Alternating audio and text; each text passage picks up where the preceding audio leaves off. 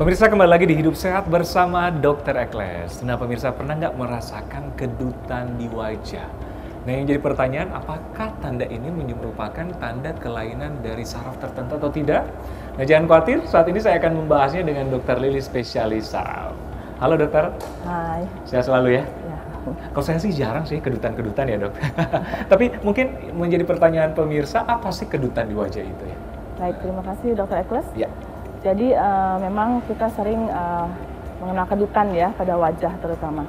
Nah kedutan itu sebetulnya merupakan gangguan gerakan motorik yang berulang dan seringkali tidak terkendali. Jadi pasien itu biasanya tidak bisa mengendalikan. Jadi gerakannya terus menerus seperti itu. Nah sebetulnya kedutan itu tidak hanya di wajah, bisa di beberapa tempat. Cuman yang biasanya paling mengganggu kan memang di wajah ya.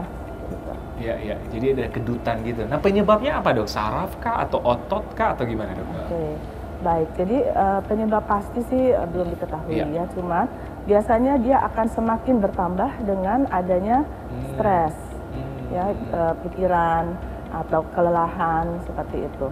Ya atau juga, nah itu gerakan-gerakan itu bisa ringan sekitar mata saja, atau bisa juga semakin memberat. Sehingga pipi, kadang bibir tertarik. Nah, kalau sudah seperti itu biasanya memang ada gangguan di saraf. Gitu. Jadi sarafnya tertekan oleh pembuluh darah. Ya. Gitu. Nah, saraf di wajah kita kan ada 12 ya. Ya. Salah satunya yang untuk mengurus wajah itu adalah saraf ketujuh atau facialis. Jadi kalau saraf ketujuhnya itu tertekan oleh pembuluh darah, yaitu terjadi gangguan-gangguan seperti itu. Oke. Nah, ada nggak penyakit tertentu yang menyebabkan kedutan ini, dokter? Untuk komorbid mungkin ada ya. Jadi kadang-kadang kedutan itu biasa ditemukan pada anak-anak, mungkin kalau anak-anak dengan ADHD, gangguan-gangguan seperti itu.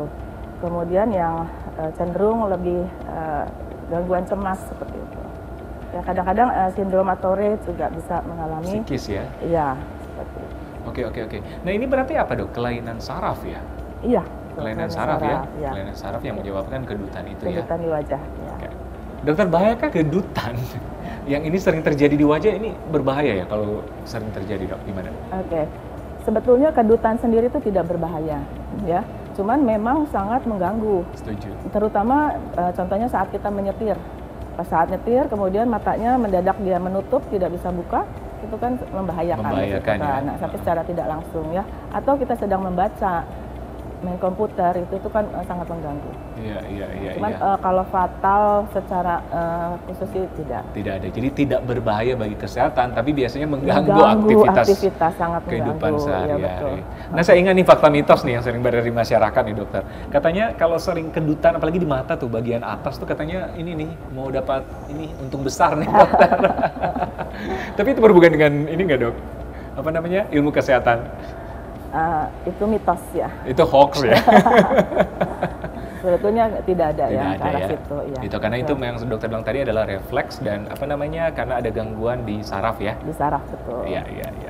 Dan kadang-kadang nggak cuma satu mata, kadang bisa dua mata gitu kan, bisa pindah-pindah ya. Iya. Dan dokter bilang tadi kalau yang berat bukan cuma kedutan tapi wajah kerasa ketarik-ketarik. Betul. Ya? Bukan cuma hanya matanya tapi bisa termasuk pipi sampai bibirnya ketarik semua. Kerasa ketarik ya? Bukan terasa lagi, memang tertarik. Memang ketarik? Iya, betul-betul tertarik. Itu sangat-sangat mengganggu. Iya. Nah dokter, sebelum kita ke cara mencegahnya sekaligus terapi, ada juga fakta mitos. Katanya kedutan ini disebabkan karena kurang minum air. Kurang minum air. Mungkin secara tidak langsung ya. Memang kita harus bedakan juga ya, yang namanya kedutan. Kadang-kadang ada juga istilahnya spasme atau kram yang kayak gitu ya, itu beda. Kalau kurang cairan atau apa mungkin kram gitu ya. Tapi kalau yang itu kedutan. Tidak berhubungan secara langsung ya. Ya mungkin untuk istilah juga bisa saya sampaikan ya, kalau misalnya kedutan yang ringan itu bisa disebut tic facialis, jadi hanya sekitar di wajah aja. Tapi kalau yang sudah sampai berat itu namanya hemifacial spasm. Itu yang bisa sampai tertarik semua. Yang setengah wajah ketarik ya? Iya, betul. Dan itu sangat mengganggu. Nah, gimana dokter cara mencegahnya? Seperti yang tadi saya sebutkan bahwa biasanya dia diperberat dengan kondisi stres atau kondisi kelelahan. Ya berarti nomor satu ya pasti hindari stres. menghindari stres, terus untuk kelelahan dijaga supaya tidak terlalu capek, terutama mata. Ya, kalau udah di komputer atau di handphone itu diperhatikan. Oke. Nah, ini menjadi penasaran para pemirsa atau pertanyaan para pemirsa, gimana dok cara mencegahnya? Apalagi yang sering nih. Ya, jadi nomor satu karena tadi penyebabnya biasanya diperberat dengan stres pikiran, yang pastinya hindari stres. Ya, jangan terlalu banyak stres, kemudian kelelahan juga, faktor kelelahan itu juga faktor utama.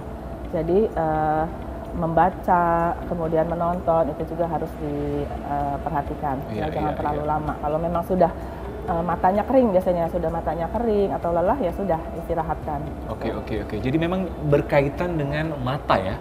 Iya, paling sering kan di area mata. Mata memang. Ya. Jadi berkaitan dengan mungkin mata, persarafan yang ada di Betul. mata sehingga menjadi refleks kedutan. Oke. Nah ini mungkin bagi pemirsa yang sudah sering mengalami kedutan.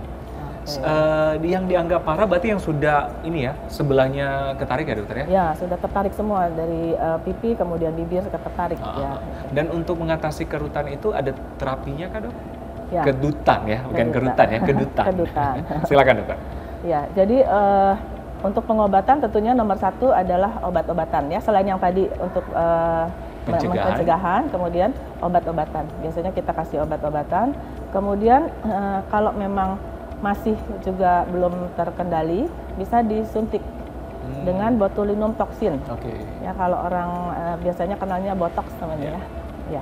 Botox itu bukan hanya untuk kecantikan, jadi untuk saraf juga bisa. Ya, cuma memang beda nanti dosisnya dan sebagainya. Iya.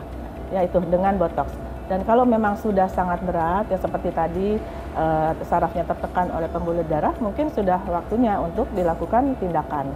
Minimal invasif dekompresi dari sarafnya. Dari sarafnya. Dan ini pada saat apa kita harus ke dokter?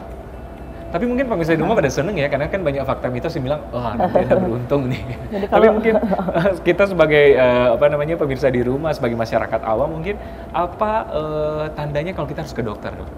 Baik. Jadi kalau kita ke dokter kalau memang sudah mengganggu, ya jadi kedutannya tidak berhenti. Jadi kadang-kadang kedutan bisa berhenti sendiri, ya terutama kalau kita sudah tenang, tidak ada banyak pikiran, itu biasanya berhenti sendiri. Tapi semakin kita pikirkan, aduh kedutan, biasanya nggak berhenti, malah terus kedutan. Nah mungkin kalau sudah mengganggu seperti itu, mungkin perlu ke dokter ya. Jadi kedutan yang tidak berhenti dan mengganggu aktivitas, tandanya harus ke dokter. Jangan dianggap sebagai keuntungan ya. Iya. Oke dokter, terima kasih. Informasinya sangat bermanfaat. Sehat selalu ya.